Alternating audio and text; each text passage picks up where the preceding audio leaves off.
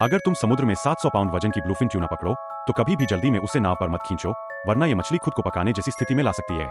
इस मछली में एक बड़ा अजीब पहलू होता है कि जब इसे पकड़ा जाता है तो ये जोर जोर से संघर्ष करती है और इसके अंदर का तापमान तेजी से बढ़ जाता है। ये गर्मी उसके शरीर में खून के साथ फैल जाती है और साथ ही हड्डियों में भी असर करती है। अगर सही ढंग से ठंडा किया जाए तो मछली का मांस खराब हो जाता है और खराब मांस की कीमत जमीन पर आ जाती है। इसलिए जब मछली पानी में ठंडी हो रही हो तो खून भी अच्छे से निकालना चाहिए। जब शरीर का तापमान गिर जाए तब मछली को डेक पर ले जाकर अंदर की सफाई करनी चाहिए। सफाई के बाद तुरंत मछली में बर्फ डालनी चाहिए, क्योंकि सिर्फ ठंडी स्थिति में ही मछली ताजा बनी रहती है। इतनी बड़ी ब्लूफिन ट्यूना को बीच बीच के दुकानदारों को बेचने की जरूरत नहीं होती, क्योंकि टोक्यो से एक खरीदार है जो खास तौर पर 600 पाउंड से ऊपर की ब्लूफिन ट्यूना खरीदता है और वह दुकानदारों से काफी ज्यादा दाम भी देता है। कई लोग ब्लूफिन ट्यूना और येलोफिन ट्यूना में फर्क नहीं समझ पाते। ब्लूफिन और येलोफिन का फर्क पूंछ के उस छोटे पीले झंडे से नहीं पता चलता, क्योंकि दोनों में वो पीली लाइन होती है। येलोफिन ट्यूना का आकार ज्यादा बड़ा नहीं होता, ये आमतौर पर 100 पाउंड से लेकर 300 पाउंड तक के बीच होते हैं।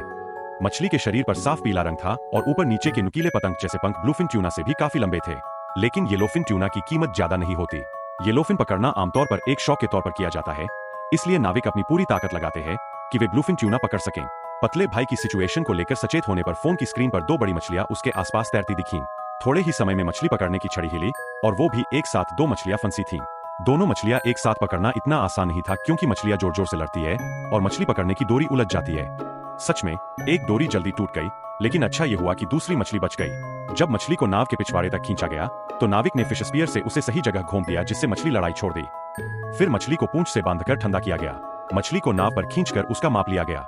उसकी लंबाई 9.7 इंच यानी 2 फीट तक थी। 4.6 मीटर लंबी मछली देखो। फंग ये मछली कितने डॉलर में बेच पाएगा?